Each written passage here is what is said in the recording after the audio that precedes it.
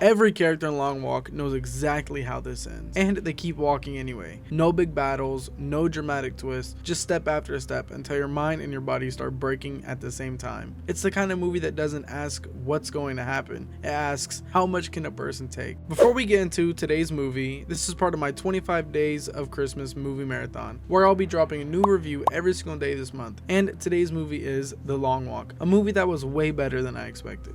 Going into this movie, I knew nothing. No trailer, no background knowledge, nothing. Just walked into the theater with my cousin on my birthday and watched it. So when the rules are revealed, you can imagine my surprise. If you fall behind, you die. It's like a what the fuck moment. Something is horrifying about how simple the game is. Walk, just keep walking, no breaks, no slowing down, no collapsing. These boys aren't being hunted or chased. Their enemy is time, exhaustion, pain, and their own minds. And that's what makes this premise so brutal. There's no villain to punch, no monster to outrun. The horror is the endurance itself. And everyone is here for a different reason. But I think what really makes it hit harder is why they walk in the first place, because even though the rules are brutal, nobody ends up here by accident. Everyone is carrying something into this. Some of them are chasing pride, hoping that if they make it far enough, it will finally mean something. Some of them are trying to prove themselves, that they are stronger than the world ever gave them credit for. Some are running from something they cannot face back home, something that hurts more than the miles in front of them.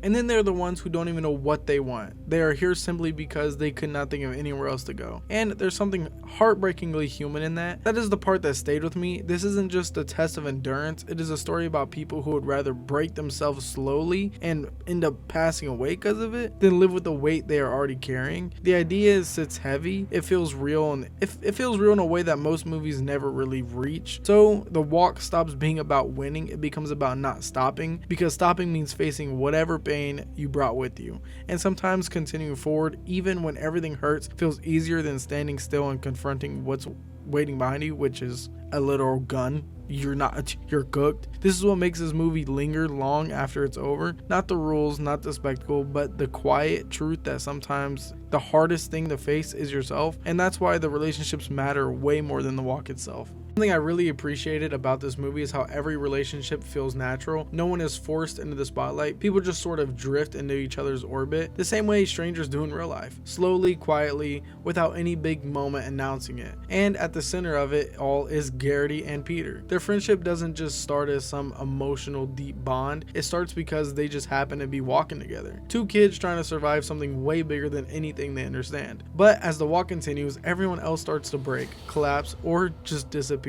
They hold on to each other, not out of strategy, not because it benefits them, but because no one else gets what they're going through except the other person. And get this, only one person can win. That's what makes the ending hit so much harder. Garrity spends the entire movie being driven by revenge. He wants to face the Major for what happened to his father. Peter supports him even though he doesn't fully understand that pain. He wants Garrity to make it. He wants to see him get the closure he came here for. But when they finally get there, after hundreds of miles of suffering, starvation, and broken minds and bodies, Garrity stops. He lets Peter live. He lets go of revenge, and in that moment, the story stops being about anger and becomes about love, loyalty, and the other person who refused to let him fall apart. And what makes that moment even stronger is what comes after. Peter remembers. He remembers what Garrity lost. He remembers the promise behind why they kept walking. So when he gets the chance to do what Garrity couldn't, he does. Not out of rage, not for pride, but because sometimes love means carrying the weight for the other person that can't carry it anymore.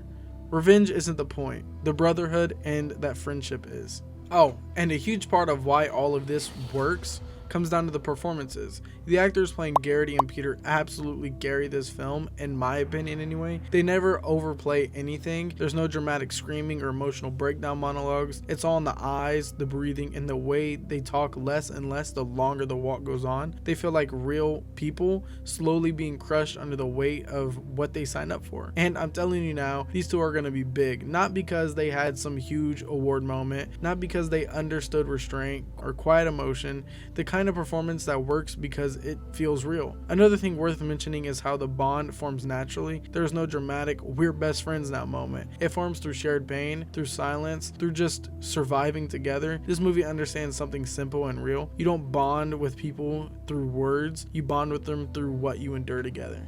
Now, I can see why some people would say this movie drags in the middle. There are stretches where not much happens, but that's intentional. The walk itself is repetitive, exhausting, and mentally draining, so the viewer is supposed to feel that too. But for some people, that might make the movie feel slow or empty. To me, that was part of the experience. But I get why some viewers might check out, and that's where the movie becomes personal. Your experience depends on your personal preferences and what kind of movies you like to watch.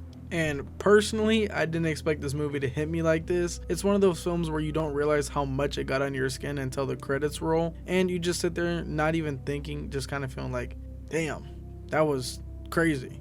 The moment that hit hardest for me wasn't the ending. It was when Garrity and Peter reconnect after their big fight. They are physically destroyed, mentally toasted, reduced to pure survival instinct, and they still lean on each other to keep walking. No big speech, no music, definitely no dramatic camera shaking, just two dudes refusing to let each other die alone. That's when the relationship stops being convenience and becomes something real. It's not about winning anymore, it's about not suffering alone. In my opinion, The Long Walk works because it understands that suffering is quiet, endurance is quiet, real emotion is quiet. There's nothing flashy about pain, but when you show it honestly, it hits harder than any twist ever could. The movie isn't about the walk, it's about what the walk reveals. This isn't a movie that gives you answers, it doesn't tell you how to feel, it just leaves you sitting in the silence it created and lets you figure it out. And sometimes that's what makes a movie meaningful. Thank you for joining me in today's review. If you enjoyed it, don't forget to subscribe. I'll be dropping a new video every single day from the 1st to Christmas for my 25-day movie marathon. Tomorrow's review is a big one, and trust me, you're not going to want to miss it. In the meantime, feel free to check out yesterday's video if you haven't already. And as always, stay curious and let's keep the conversation going.